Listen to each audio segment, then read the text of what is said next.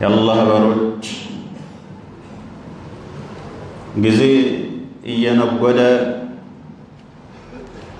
ቀናቶችም እየተካኩ ይኸው አዲስ ዓመት ተቀብለን በመጀመሪያው ወርሃ ሙሐረም ውስጥ እንገኛለን። ይህ የመጀመሪያ የዓመቱ መጀመሪያ የሆነው ወርሃ ሙሐረም ዝም ተብሎ የሚታለፍ ተራ እንደ ማንኛውም ወር ሳይሆን አላህ ሱብሓነሁ ወተዓላ ልዩ ክብርና ደረጃ የሰጠው የተከበረ ወር ነው። በመሆኑም የዛሬው ኹጥባችን ትኩረት የሚያደርገው የሙሐረም የዚህን ወር ደረጃውን ክብሩን በተመለከተ እንዲሁም በውስጡ ያሉ የሆኑ ትሩፋቶችን ለማግኘት ተግተን መስራት እንዳለብን ይሆናል። የአላህ ባሮች አላህ ሱብሓነሁ ወተዓላ የፈጠራቸው ፍጥረታቶችን በየቡድኑ ወይም በየአይነቱ ከመካከላቸው የሚበላለጡ አድርጎ ነው የፈጠራቸው። ለምሳሌ ወደ ሰዎች ስንመጣ ከሰዎች ልዩ ክብር ልዩ ደረጃ የተሰጣቸው የአላህ ባሮች አሉ። ወሁሙል ሙርሰሉን ወልአንቢያ የአላህ መልእክተኞችና ነቢያቶች ናቸው። ወደ ቀናቶች ስንመጣን ሰይዱል አያም በማለት የሚታወቀው በየሳምንቱ በመሰብሰብ አንድ ላይ ሆነን የምንሰግድባት የሆነችዋ ቀን ናት።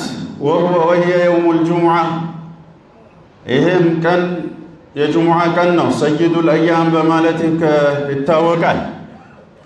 ወደ ወራቶች ስንመጣ አላህ ሱብሓነሁ ወተዓላ ያከበራቸው በውስጣቸው የሚሰሩ የሆኑ ዒባዳዎች ልዩ የሆነ ትሩፋት እንዳላቸው የተነገረላቸው ወራቶች አሉ። ከነኚህ ወራቶች መካከል አንዱ አሁን የምንገኝበት የሆነው ወርሃ ሙሐረም ነው። አላህ እንዲህ ይላል፣ ኢነ ዒደተ ሽሁር ዒንደ ላህ 12 ሸህረን ፊ ኪታቢላህ የወሮች ቁጥር በዓመቱ ውስጥ የሚገኙ የሆኑ የወሮች ቁጥር በአላህ መጽሐፍ ውስጥ ሰማያትና ምድርን በፈጠረበት ዕለት ቀን 12 ወር ሆነው ማለት መሆናቸው ተወስኗል። 12 ወራቶች ናቸው ይላል። ምንሃ 4 ሑሩም ከ12 ወራቶች የተከበሩ 4 ወራቶች አሉ። እነኚህ 4 የተከበሩ ወራቶች ይህ ሙሐረም ነው አንዱ። 3 ሰርዱን ወዋሒድ ፈርዱን ይላሉ ዑለማዎች።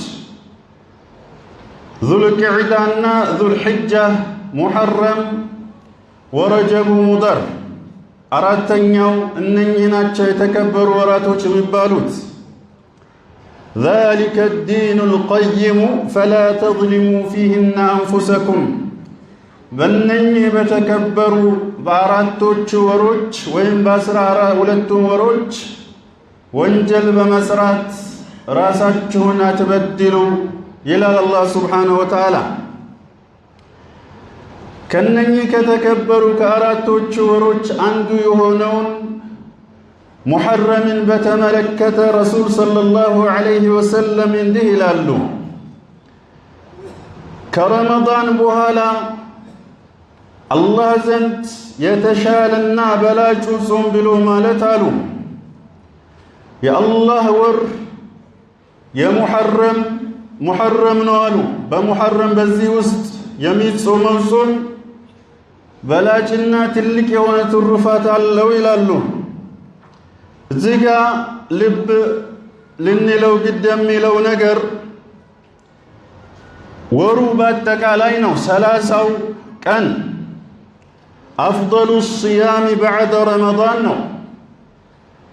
ከገባበት ጊዜ ጀምሮ ዛሬ 4ኛው ቀን ነው። ከጾም በላጩ ከረመዳን በኋላ ነው። ዛሬም የጾመ ሰው ሊኖር ይችላል። 30ውን ቀን በተከታታይ የሚጾመው የአላህ ባሪያ አይጠፋም። በላጩ ምርጡ ማለት የአላህ ወር ተብሎ ነው የተሰየመው። ይሄ ወር ራሱ ሙሐረም ወር ነው አሉ። ሙስሊም ዘግቦታል ሐዲሱን። ነቢዩ ሰለላሁ ዐለይሂ ወሰለም ይህን ወር የአላህ ወር ያሉበት ምክንያት ተሽሪፈን ወተዕዚመን ሊፈድሊህ ክብሩን ልቅናውን ለማሳየት ለመግለጽ ፈልገው ነው። ከሌላው ወር ሁሉ የላቀ መሆኑን ለማመላከት የአላህ ወር ተብሏል። እናንተ ሙስሊሞች ሆይ ወሚን አዕዘሚ አያሚ ሃዛ ሸህሪ ከዚህ ወር ትልቁና የተሻለ ቀን ብሎ ማለት ከዚህ ከሙሐረም የውሙ ዓሹራ ነው። 10ኛው ቀን ማለት ነው። ከዚህ ከሙሐረም በጣም በላጩ ተወዳጁ ቀን 10ኛው ቀን ነው። ነቢዩ ሰለላሁ ዐለይሂ ወሰለም እንዲህ ይላሉ። ይህ ቀን ምን ያህል ደረጃ ጾሙ የተወደደ መሆኑን ሲገልጹት ሲያሙ የውሚ ዓሹራ አሉ። የሙሐረም ይህ 4ኛው ቀን ነው ብያቸዋለሁኝ። ያው ቁጥራችሁ ዝለቁት። ሐሙስ ነው ማለት ነው። 10ኛው ቀን ሐሙስ ነው። ይህ የሚመጣው ሐሙስ የሙሐረም 10ኛው ቀን ጾም አሉ። አሕተሲቡ ዐለላህ አን ዩከፍረ ሰነተ አለቲ ቀብለሁ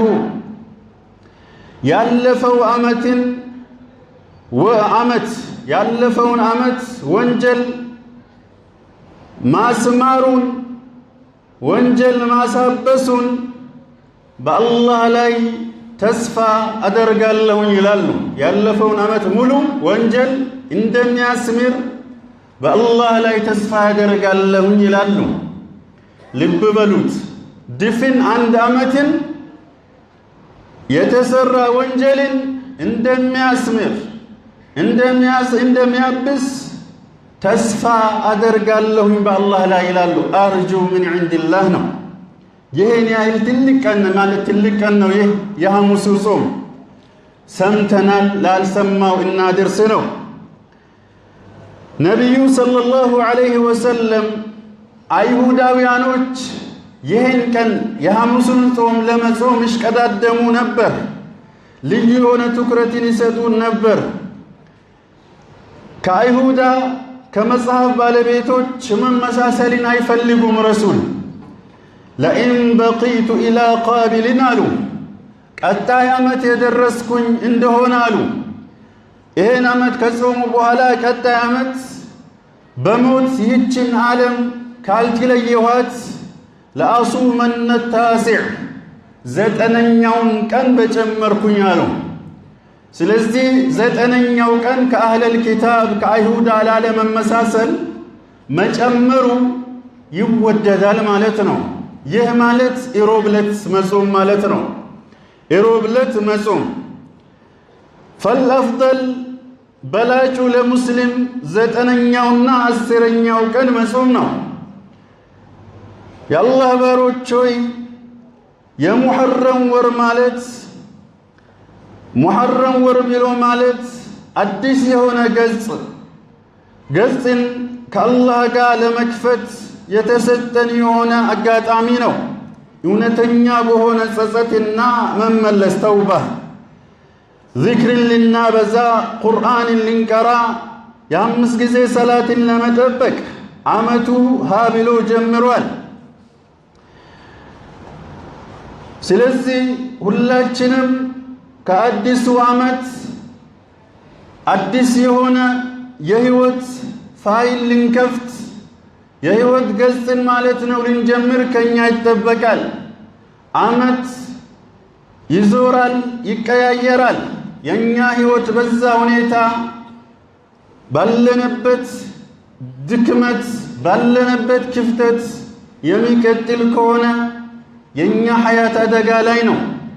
ተውበት በማድረግ ወደ አላህ ወደ ሞት እየተጓዝን እየተቃረብን መሆኑን ልንዘናጋው አይገባም። ዓመታቶች ሲተካኩ ሊያስጨንቀን ሊያሳስበን ይገባል። በሐያቴ ምን አይነት ታሪክ እየሰራው ነው? አንተ ይህን ወደዚች ምድር የመጣኸው ወይ የመጣሽው ዝም ተብሎ አይደለም።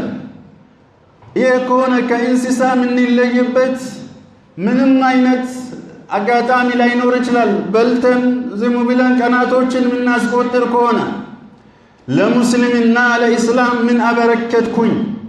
እኔ ብሞት ሙስሊሞች ከኔ የሚያጡት ነገር ምን አለ?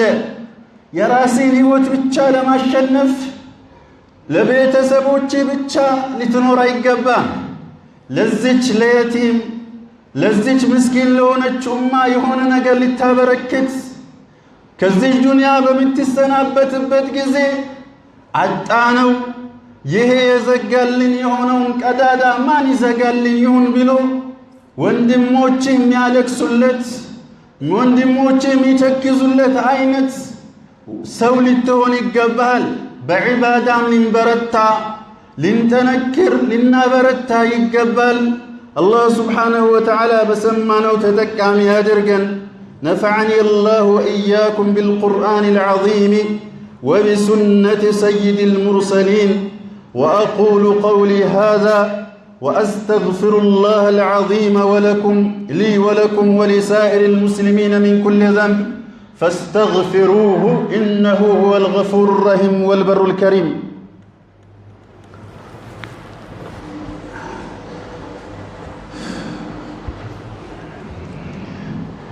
الحمد لله حمدا كثيرا طيبا مباركا فيه كما يحب ربنا ويرضى، وأشهد أن لا إله إلا الله وحده لا شريك له، وأشهد أن سيدنا محمدا عبده ورسوله صلى الله عليه وعلى آله وأصحابه وسلم تسليما كثيرا. أما بعد، فيا عباد الله اتقوا الله حق التقوى واعلموا أن العاقل من جعل من تعاقب الأعوام وتصرم الأيام موعظة له فيحاسب نفسه على ما مضى ويستعد لما هو آت.